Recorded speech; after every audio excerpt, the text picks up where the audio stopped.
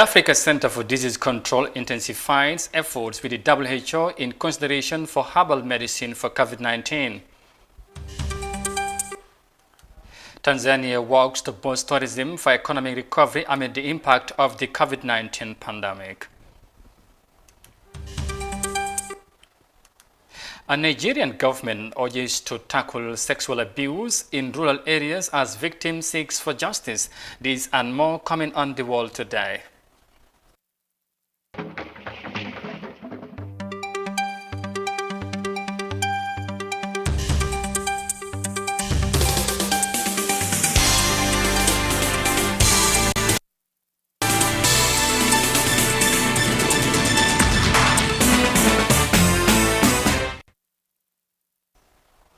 Hello, this is iAfrica TV and you are watching the World Today News Bulletin on iAfrica TV. I am Amadou Kante. Many thanks for coming along. Now, the Africa Center for Disease Control, in collaboration with the World Health Organization, look up to the next stages towards the adoption of the herbal medicine for the COVID-19. An expert advisory committee on traditional was launched on July 22nd by the Africa's Health Governing Body. Details of that in this report by Sona Tunkara. In addition to the 64 clinical trials for COVID-19 conducted 2 weeks ago, there are currently 24 new candidate vaccines undergoing clinical evaluation under the arrangement of Africa Center for Disease Control and Prevention. Globally, 142 candidate vaccines are in preclinical evaluation, including 4 in Egypt. A consortium for COVID-19 vaccine trials of more than 80 potential sites was launched by the Africa Center for Disease Control and Prevention. Out of those, one has been finally approved to be tested on a COVID-19 candidate with no side effects, according to reports. Dr. John, director of Africa CDC, emphasized on the importance of the African continent taking the lead to fight against the virus with the adoption of traditional medicine. And I think that was a very powerful statement that we as a continent want to promote traditional medicine and remedies as part of a possible solution to this. I've always maintained that the solution to fight against COVID-19 will be based on innovation. And we don't know where that innovation will come from. So we have to approach it with an open mind. Second thing is that traditional medicine and remedy in Africa is widely used, and we should promote it and encourage it. Similar to what China does. I mean, if you go to many medicine stores on the continent, you see nice packages of China traditional herbal remedies, and I think that is a good example of what we as a continent should be doing. However, we should make sure that there are at least a couple of things are met. That is that the safety of the remedy is ensured, that the efficacy of that is ensured, and there's standards applied to that. Madagascar is the first country to introduce the traditional medicine cure for COVID-19, after which several African countries, including the Gambia and Senegal, receiving donation of the COVID organic few months ago. Although the innovation is yet to get approval from the World Health Governing Body, the Africa CDC is very positive for the prospect of herbal medicine in the continent. In the midst of the insensitive nature of the coronavirus, considering the humongous population of Uganda known for the existence of the deadly Ebola virus, the country has recorded a cumulative number of cases standing at 1,622 with 0 fatality rate. The director of Uganda National Institute for Public Health, Dr. Alex Ario, says Uganda is battling simultaneously with COVID-19 and Ebola. And right from the time when COVID was declared a pandemic by WHO, it actually found us already in the preparedness, in the response phase of COVID-19, of Ebola. And so we simply transitioned to preparedness and response to COVID-19. So by the time we got the first confirmed case of COVID-19 on the 21st of March 2020, we were actually fairly prepared. But of course, it takes a lot of resources to respond to COVID-19. So we used a multi-pronged approach to respond to that. Over 7,600 clinicians have been trained in clinical management of COVID-19, and gene-expired cartridges have been deployed to Chad, Sao Tome and Lesotho during the past week under the arrangement of the Africa CDC.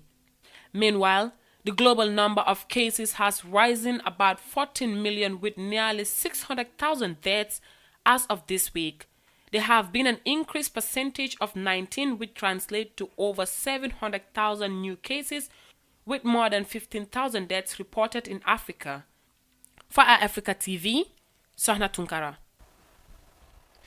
Africa CDC working with WHO to promote traditional medicine in the fight of the COVID-19 pandemic. Coming back home, the Association of the Resident Doctors in the Gambia has frowned over government's attitude towards the implementation of the COVID-19 regulations. The professionals say in a statement on Wednesday that government is flouting its own rules and regulations by allowing public gatherings without proper social distancing. The statement came at a time when the country has recorded 2 deaths of healthcare workers to COVID-19. 10 doctors, together with 12 nurses and 15 support staff, mainly from the country's main referral hospital, have tested positive for the virus, leaving more than 60 health workers under the quarantine. And from that development, next we head to Nigeria because a Nigerian family awaiting justice after 1 year since a teenage girl was raped by a neighbor on her way from school.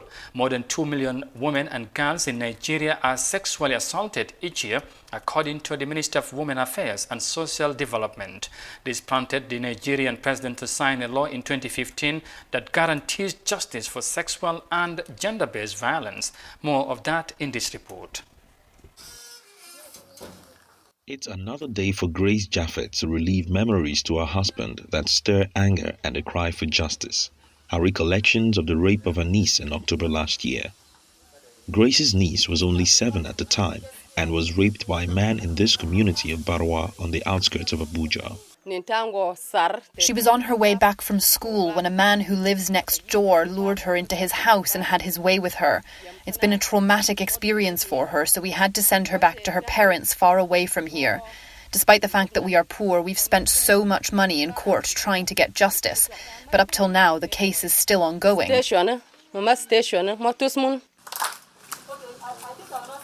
That incident has spurred Grace to help tackle sexual molestation in her community by joining hands with a non-governmental organization called Vaccine Network for Disease Control. The NGO runs sensitization campaigns targeting young girls in rural areas. It teaches them how to avoid rape, report any incident on time, and take their education and well-being more seriously. According to the Ministry of Women Affairs and Social Development, more than 2 million women and girls in Nigeria are sexually assaulted each year. Many of the victims are in rural areas and most rape cases are not reported. As a result, President Muhammadu Buhari signed a law in 2015 that guarantees justice and protects the rights of victims of sexual and gender-based violence across the country. Out of 36 states and the Federal Capital Territory, only 14 have signed the anti-rape law. 23 others, mainly from the north, are yet to do so. In the month of June, the government declared a state of emergency on rape and sexual molestation across the country in a bid to tackle the issue. However, experts say passing laws alone is not enough. Beyond the law, I think what the government should do is to make sure there's implementation of the law. That's where the challenge is. There should be a synergy between the hospital, the police, and the community. And then to make sure that it gets to its logical conclusion. And that logical conclusion should be publicized so that you know for a fact that when you do those things, you will be jailed. The NGO also works closely with rural community leaders in identifying rape cases and tackling all forms of sexual abuse. Monday Kogi is the chief of Barwa community. He says the NGO has made a difference through its programs. The issue of sexual molestation used to be a huge burden to me as a leader and even to the entire community. But since the NGO came in last year to help sensitize the people and enlighten us on how best to tackle the issue, the cases of rape have completely died down. I am now actively involved as well in the struggle for a rape-free community. The hope is that efforts by the government and NGOs could bring relief to the likes of Grace, as well as hope to the many children facing the risk of sexual molestation across the country. Now, from the report there in Nigeria, again we come back home because the late Imam of the Gaddafi Mosque of Serekunda, Sheikh Barham Job, has been laid to rest on Wednesday, a day after his death was announced. He died at age 67. Mourners joined the congregation, during which memories of his life journey were highlighted. Details of that in this report. Thousands of mourners, including religious leaders, politicians, and family members, on Wednesday paid last respect to the Sheikh Barham Job, the Imam of Serekunda Gaddafi Mosque, who was laid to rest a day after his demise. Imam Barham Job, age 67, is the second high-profile scholar to die this month after the death of the former Supreme Islamic Council President Alhaji Bandin Drame. The late Imam, who is described by many as devoted to the teachings of the beloved Prophet, is remembered for his contribution in the propagation and development of Islam in the country and beyond. Speaking during the funeral arrangement in Serekunda, the president of the Gambia Supreme Islamic Council, Mohamed Lamin Toure, remembered Imam Job as a good Muslim, noting that his demise is a great loss for the country. Ning alay momin ke alfa de faye marande Serekunda la. Serekunda be kumma yare nyim banko ka nyamin ayeke Serekunda la jamen bala imam ratibte a wo mu kolete me yalon ka manke kuren oto ne atara ko wo bantambulo banko e sunu bale soto bi misele me kunda fana e sunu bale soto bi mo kende bale fana banta jihadila bale banta lonna bale banta almamo le fana banta almame kumma ba mi yalon ko lo mon kanon tetin doko nyote mbadi ngote alhaji Barham Job. The Imam of Independence Drive Mosque in Banjul, Muntaga Fai, described the late Barham Job as a great scholar who inspired and taught many people within the sub-region. Nekkoon nit koo xam ne dafa topp ndigal yi way juram yi déglu leen di leen liggéeyal ba yàlla may ko lim ko may yàlla may ko nag teraanga goo xam ne daf ko bokkoon ak ñëpp emul ko woon ci moom kenn te sëriñ daara la woon itam man alxuraan lool am xam-xam di ko jàngale. Halifa Sallah, National Assembly member for Serekunda, said the late scholar was someone who devoted his time to seek knowledge and that he was someone who shouldered family responsibility since his youthful days. Son bim nekkee ndaw laa wax di dundal kër gi loolu bokk na ci lim liggéey ci àddina sonn ci jàng ba nga xam ne xam-xam dafa sax ci xolam te kenn gënu koo bëgg a dëgg ba nga xam ne su gisee nit dëgg rek xolam dafa dal di jooy waxtu wu nekk li ma daan gis ci moom mooy yërmande ci njaboot yërmande ci askan wi yërmande ci dëkkandoor yi. Minister for Tourism and Culture, Ahmad Ba, who also attended the funeral, implored people to emulate the late Imam in practice and kept his legacy of ever alive.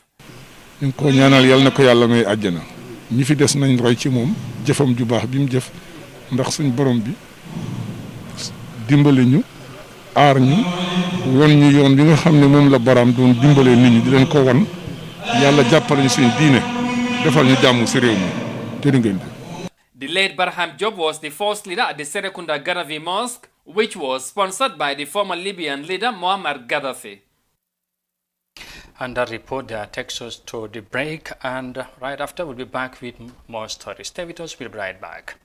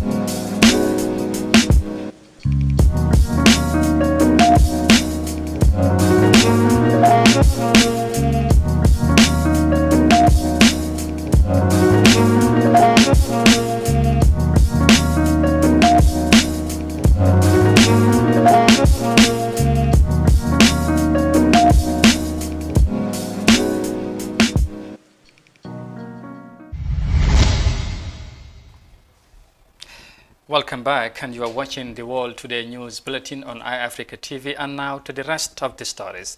Now, Smart Business Group, in its bid to help the country in the fight against the coronavirus, donated face masks and sanitary items worth more than $100,000 to the Mile 2 Central Prison. This gesture is meant to benefit both prisoners and prison officials in this time moment. Our Makalo reports. The Gambia Prison Service on Tuesday received sanitary materials from Smart Business Group as part of efforts to curtail the spread of the COVID-19 pandemic. The items include buckets, packets of detergents and soap, face masks and thermometers. The gesture came few days to the commencement of government's policy of compulsory wearing of face masks in public places effective July 24th. Omanjai, who presented the items, considered the prison as a very vulnerable institution that deserves public attention, especially at the COVID-19 critical time. The reason we did this is just to try to make sure people can come forward and help the prison services. Especially we're calling on the government and all other institutions, philanthropists, to come to the aid of the prisons. We have all seen what has happened when we watch the TRRC, the conditions the prisoners are living. It's really bad, and we're in a very trying time right now. So we are, because the prisons should not be looked as place for criminals, but it should be a correction center that, people get in there, be corrected and come out and be embraced by the society. The Director of Prisons Administration, Sehu Kaushugasama, welcomed the gesture as timely support to inmates at the Mile 2 Central Prison. These gifts have come at a time when the whole country is bracing for tightening of the emergency regulations. I think Ms. Sanjay has alluded to that already, that effective from this Friday coming, face masks would be mandatory for everybody to wear. In addition to other regulatory measures that have been put in place following WHO guidelines and the Ministry of Health. So we are very glad and happy to receive these gifts. And particularly, we have 1,800 masks plus 5 thermometer, other gift items. Prisons in the Gambia have been more often characterized by the lack of basic necessities to prevent the spread of disease prisoners. As the country intensifies efforts to cope the spread of the deadly virus, such philanthropic moves towards the detention center is one of the unusual areas of intervention that could put smiles on the faces of inmates. For iAfrica TV News, our Makalu. Smart Business Group extends support to the Mile 2 prisons in the fight against the COVID-19 pandemic. Next, we head to Tanzania because hotels in Tanzania are resuming normal operations as government eases COVID-19 emergency regulation in a bid to revive the tourism industry. The tourism sector contributes $2 billion to the country's revenue, making it one of the most important industries. Here's more details of that. Seacliff Hotel and Resort is one of the leading employers in the tourism and hospitality industry in Tanzania. Being one of the first 5-star hotels in Tanzania, it has employed hundreds of Tanzanians in its chains of resorts and hotels across the country. But travel bans caused by COVID-19 had most of its operations at a standstill. The Tanzanian government's call to open its skies and announce the reopening of the tourism sector has revived its services and business. And since 3 weeks, it's completely different. The situation changed, the guests come back, and we start to operate again.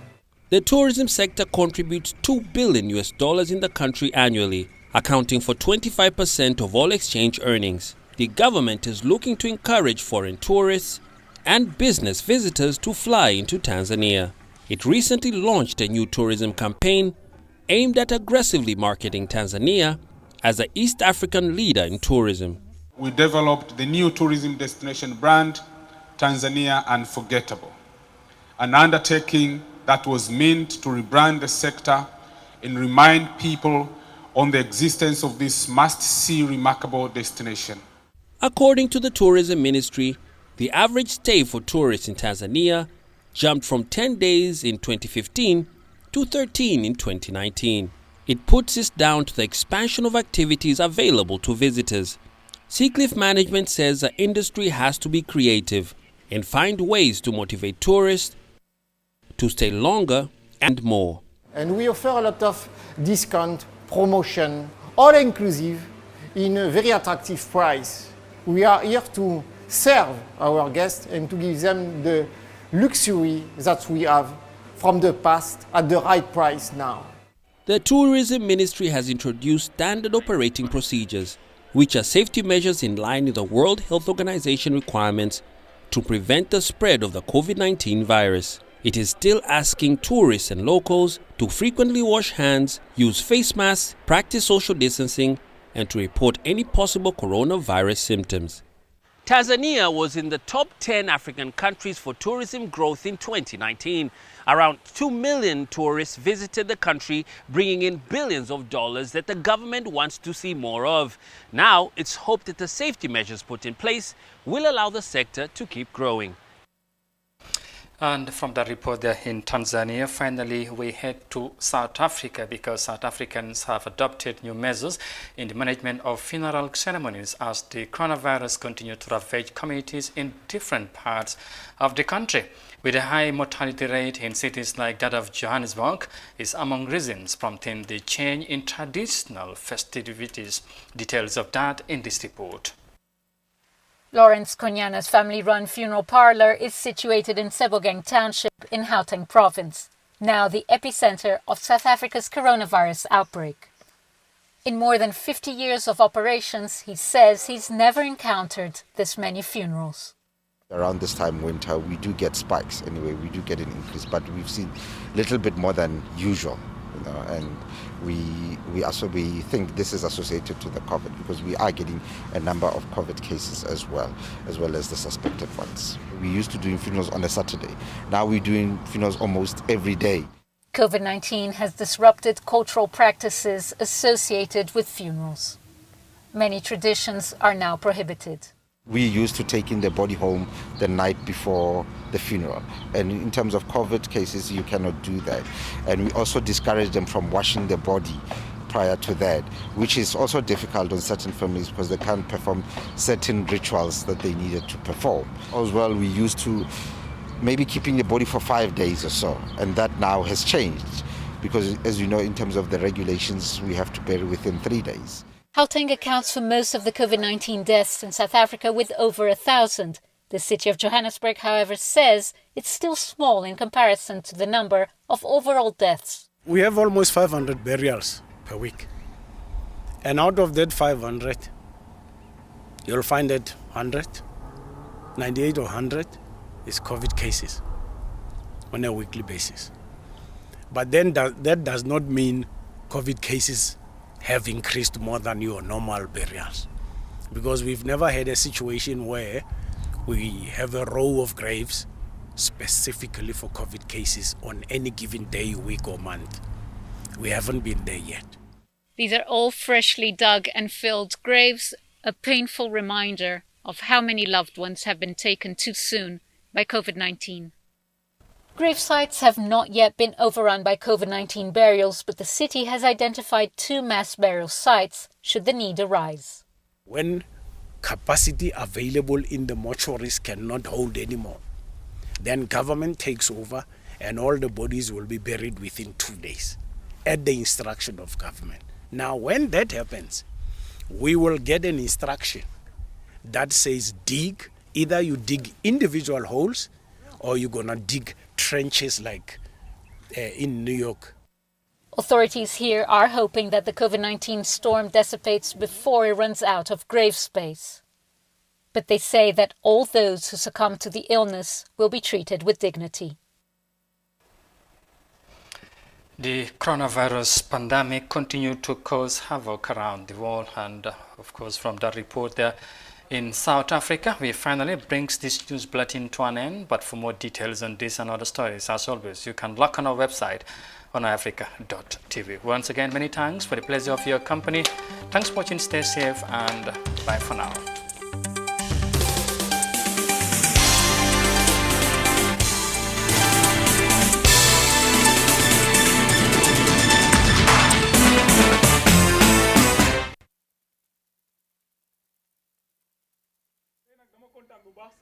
si ñëw bi nga ñëw seet